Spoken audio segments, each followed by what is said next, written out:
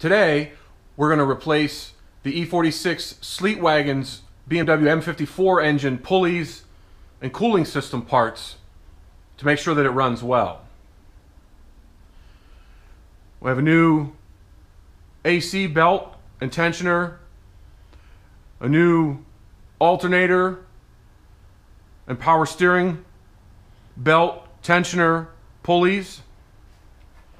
We've got new hoses and temperature sensors. We have a new thermostat and thermostat housing. And we have a new water pump with a metal impeller. We're doing a new radiator and we're doing a new coolant canister because the coolant canister on the car is what was leaking. But lots of the parts are pretty worn, like the fill cap is very beat down. And the tensioners that are on there have been on there for a long time. So we're going to take this opportunity to flush as much coolant as we can out of the engine and put new coolant in.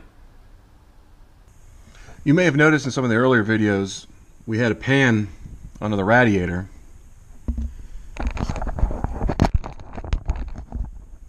And that's because here coolant is slowly leaking out. You can see it's been drying on the subframe.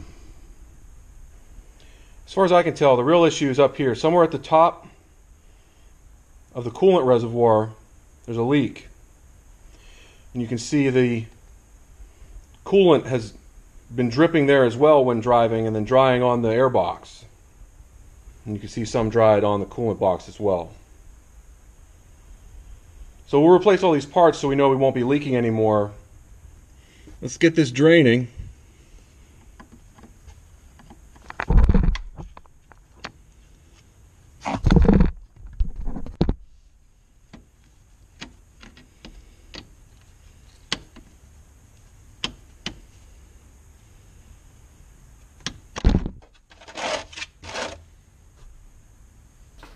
So while that's draining, let's get the airbox and stuff off. So here we're looking from the front right of the car, right in front of the power steering rack. This is the exhaust sides of the engine, and the bolt there that's illuminated at a number 2 cylinder is a coolant drain plug, because we're going to flush all the coolant out we can as part of this job.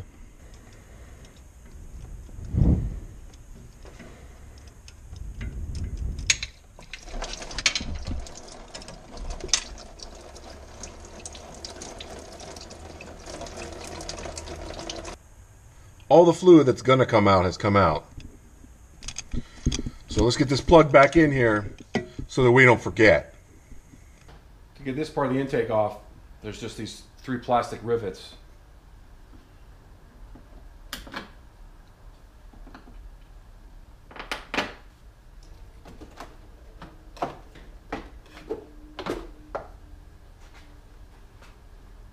get the air box, there's 2 bolts holding it to the unibody here, and if we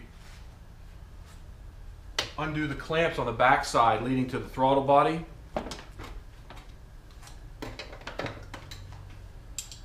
then we can just lift it up, set it aside.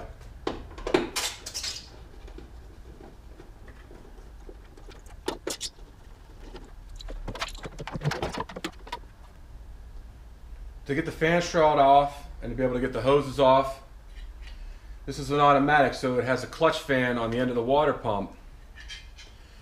So if you have a thin 32mm and clutch fan holder, something like this, there's a couple different versions. You can hold the bolts that holds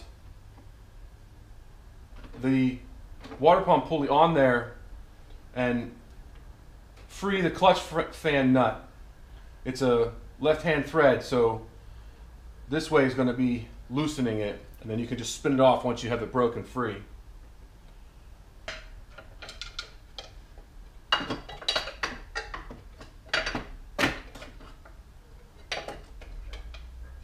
Before we get the clutch fan the whole way off, Let's pull the plastic rivets that holds the fan shroud in place and disconnect the sensors so that once the fan is free, we can pull the shroud and the fan together. Okay,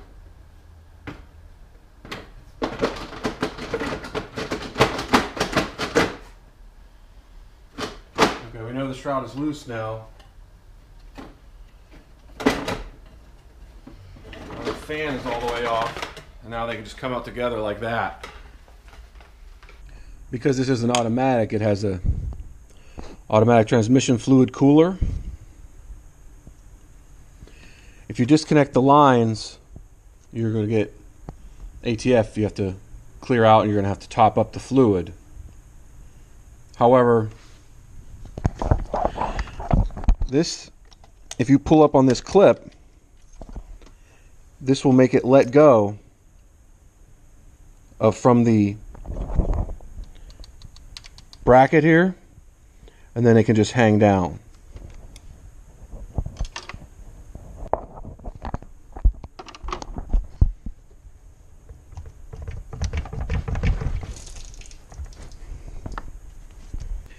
To get the outflow hose off, there's 2 retainer hooks, one for the big one, the other one goes to the expansion canister.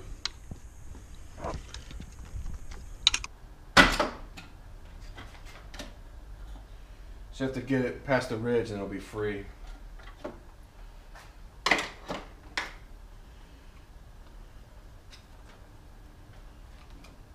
Same thing.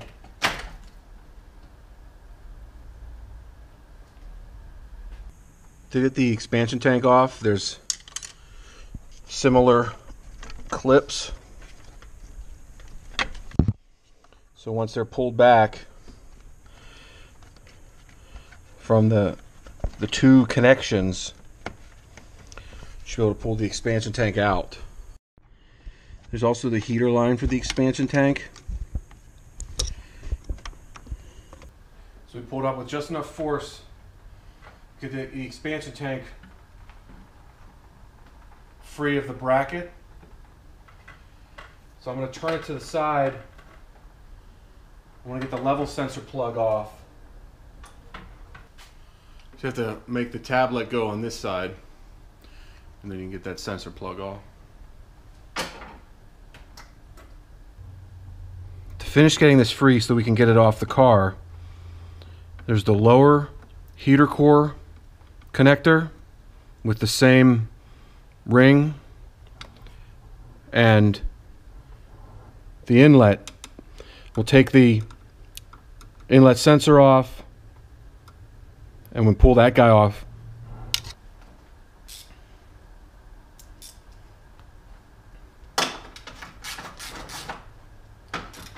You get these 2 rubber screws here.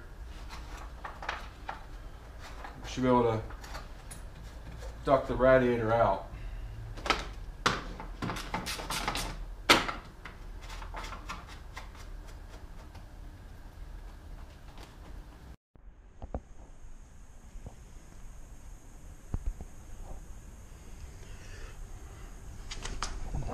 One important thing to know, there's this wedge shape.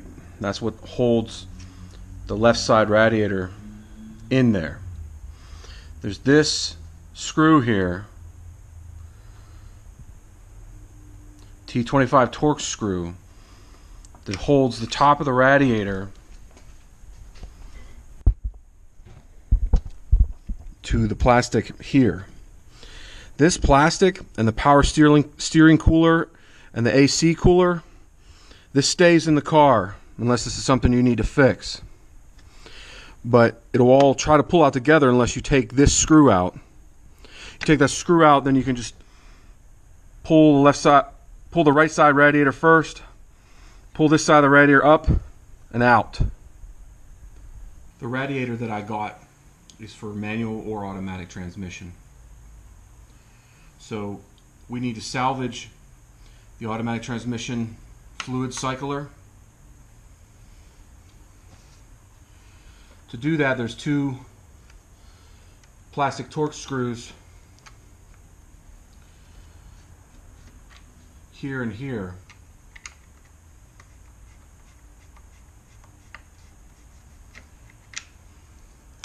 When we took this off the car, we were able to slide the heater core elbow out of here. If you see, the fluid cycles here. So we pry the tube out of the bottom of the radiator.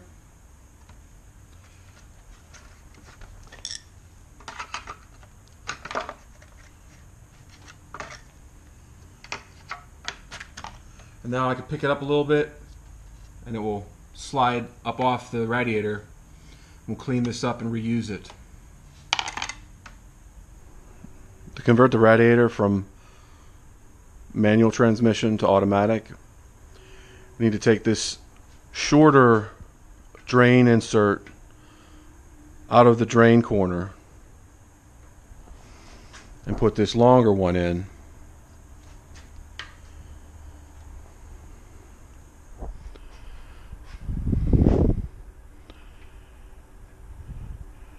It pushes in and then just quarter turn lock.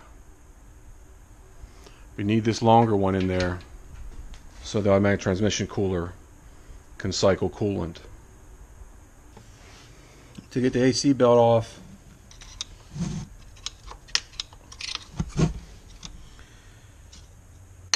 we pop the cap on the AC belt tensioner.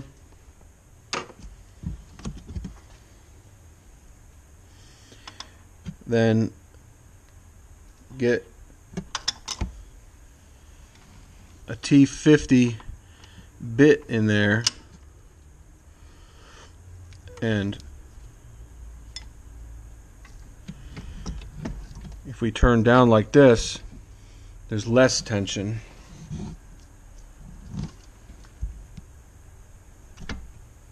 We can get that belt off.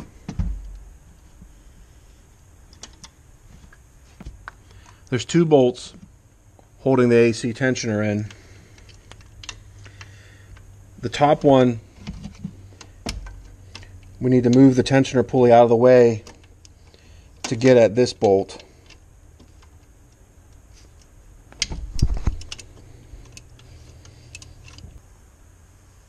When you're installing the new one, if you bring it down a little bit with the tensioning nut, there's a pin, then that will let it come up. So if you have a pin like this, you can use that to set this down when removing it.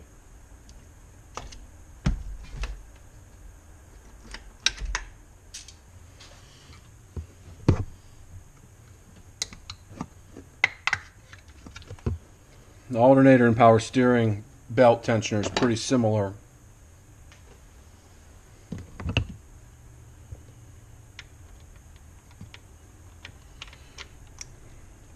If your car's been worked on, it's probably a hydraulic tensioner.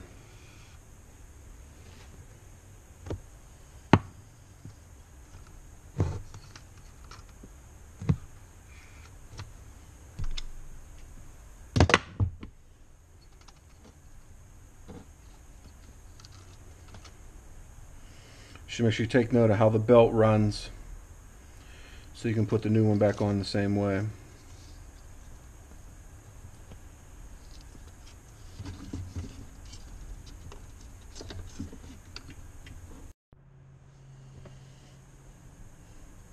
We're going to get the thermostat off. There's 4 bolts, one bigger bolt, 3 smaller ones that hold it on.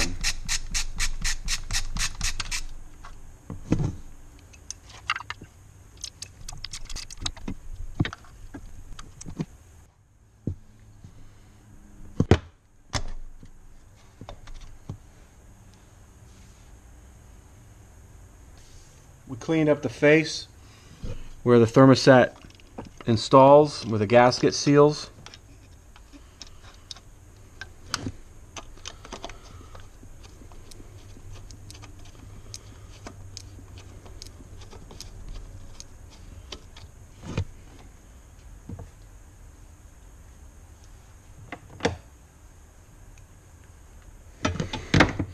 We'll use the water pump pulley holder again to get the bolts free for the water pump pulley.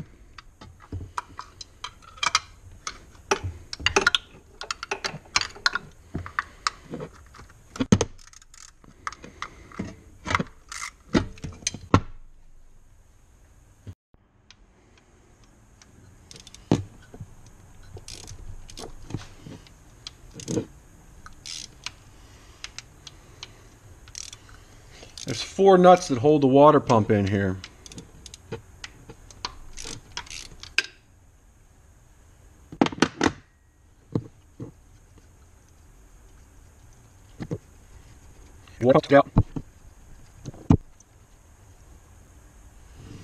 If the water pump is tough to get out, there are 2 threaded holes where you can put small bolts to push it out of the engine block.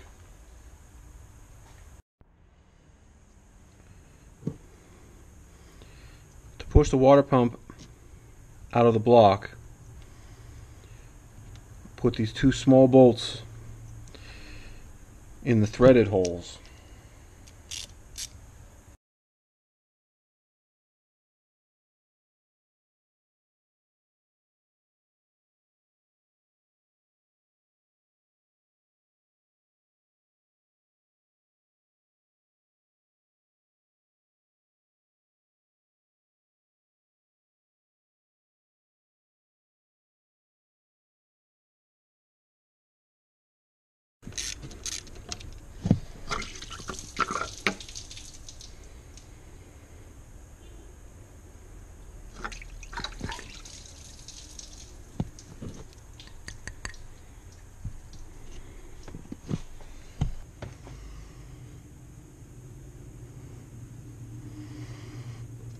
Now I can just slide a new one on.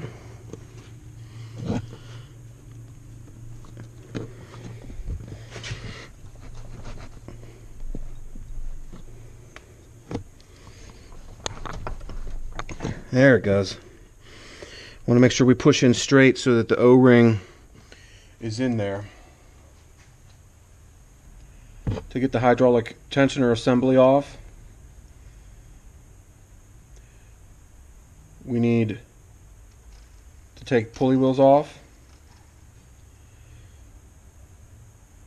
There's bolts, and there's a bolt here and 2 back here holding this on, as well as this one holding onto the alternator.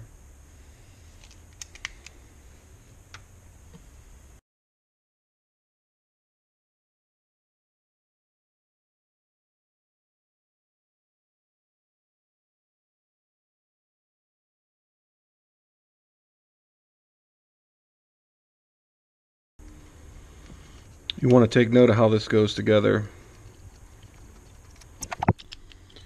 There's this bolt, and this mud guard on the back goes on this way, matches this inner.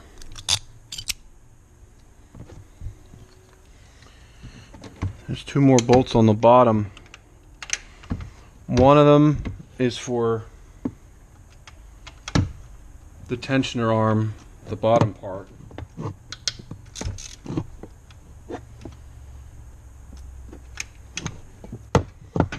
And the other is holding the bracket to the block.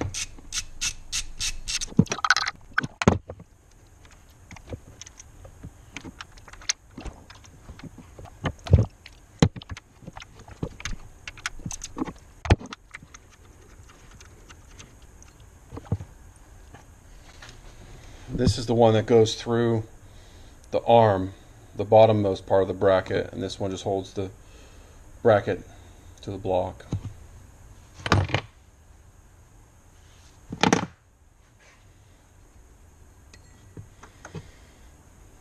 So that's the tensioner.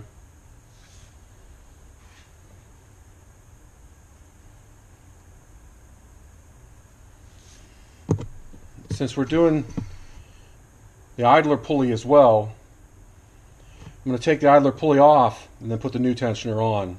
It gives us just a little bit more room.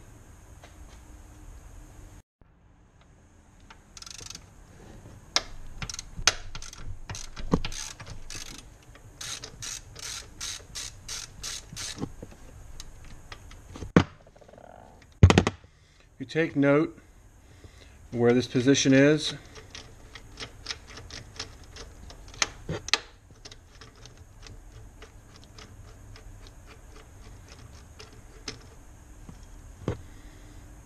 The idler pulley is eccentric. It goes like that. As this pin matches the divot in the alternator. So make sure you match that eccentric pulley back up.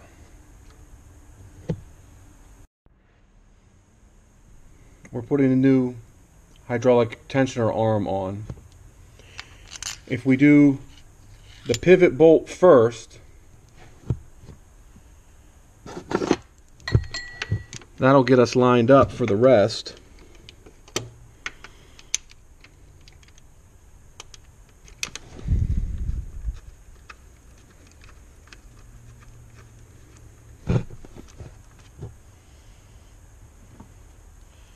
So this one, without a neck,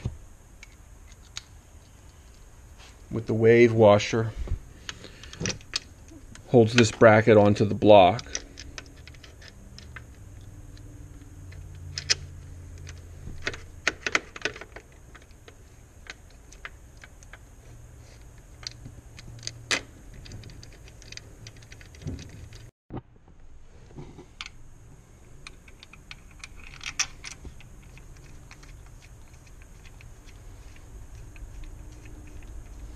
Now we're putting the bolt with a neck in for the bottom.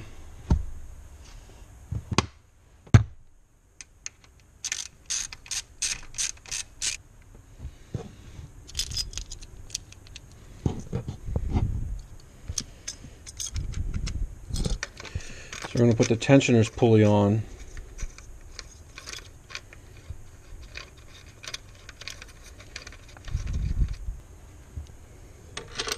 And the new idler pulley.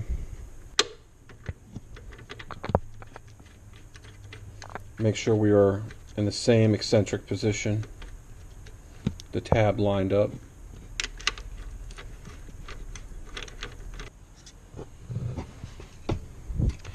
So now we're ready to put the new belt on.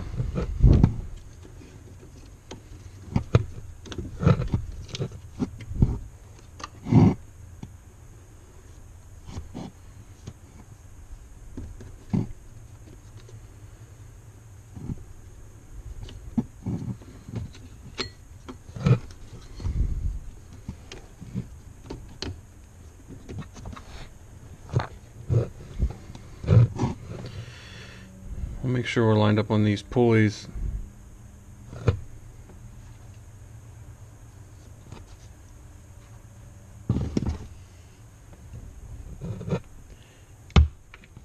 And then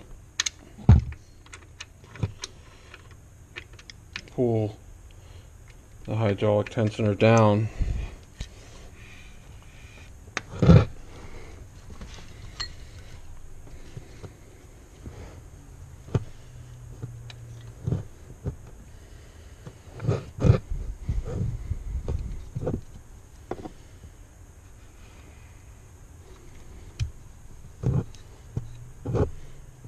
Check the lips of the maul now that it's taut.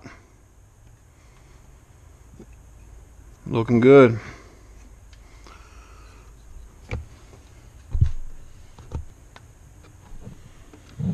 So we'll also get the other belt on right now.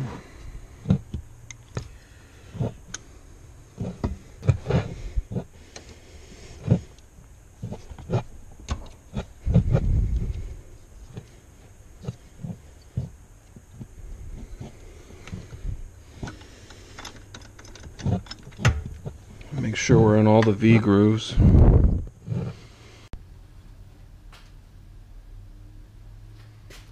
Radiator's ready to go in. We have the automatic transmission mount and drain plug installed.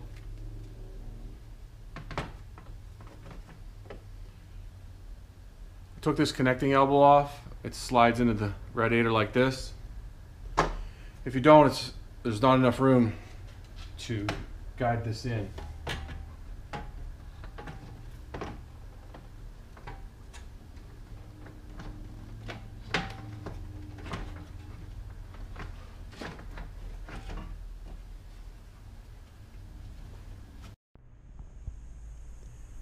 Now that the radiator's back in there, reinstall this coupler before we put the ATF cooler back on, because one of the ATF cooler pins goes in here. When installing the radiator, the automatic transmission thermostat, I broke the top off, and there was a bunch of plastic pieces everywhere. So be careful you don't knock it, and then you won't have to replace it. So now we can put the reservoir tank back on. I have the retaining clips pulled back on the hoses and pulled back on the bottom of the expansion tank. We got the new automatic transmission thermostat installed. So we can press this down on and then put the other hoses on the tank. And then I'm going to put some coolant in. I'm going to see if it will hold before we even run it, because it was leaking slowly even before we even ran the car. Let's make sure we plug in the level sensor now.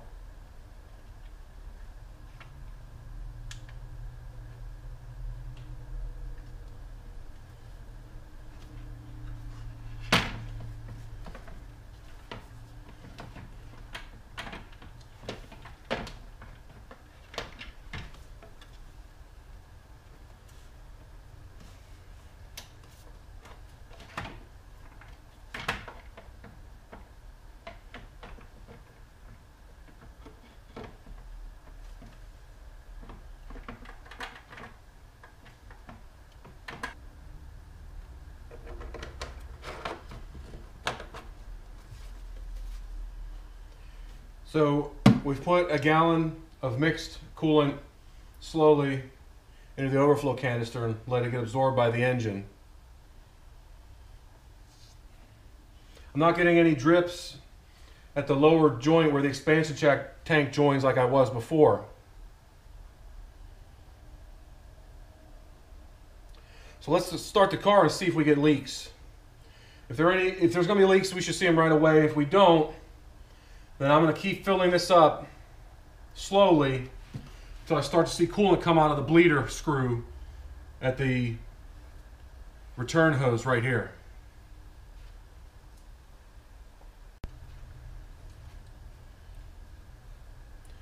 Once we turn this on and the coolant isn't leaking, I'm going to put the heat on hot, low setting so that coolant gets exchanged everywhere, because we drained the block and we want to make sure we get as much air out of the system as we can right now.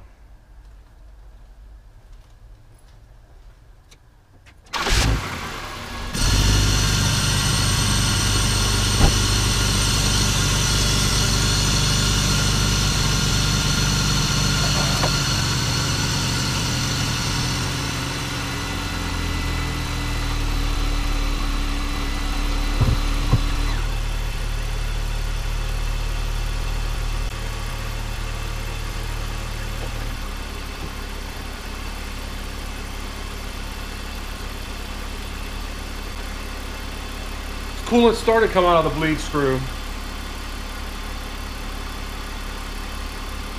We're not to temperature yet. So we'll let it run some Keep checking for leaks. And then once we're at temperature, I'm going to bleed. Let me see if I can bleed any more air out.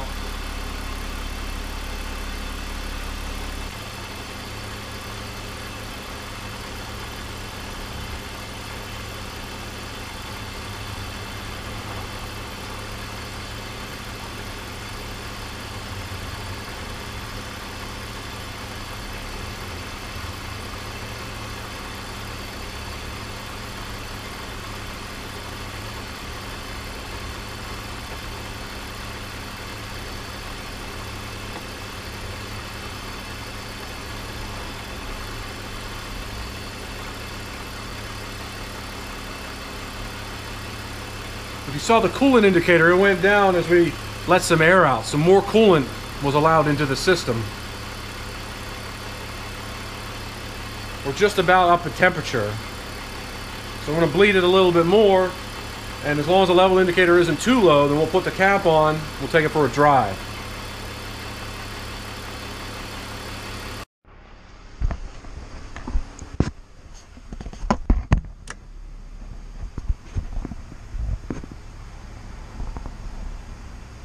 The temperature indicator is right in the middle. That's where it should be if we're up at temperature and cooling is operating properly.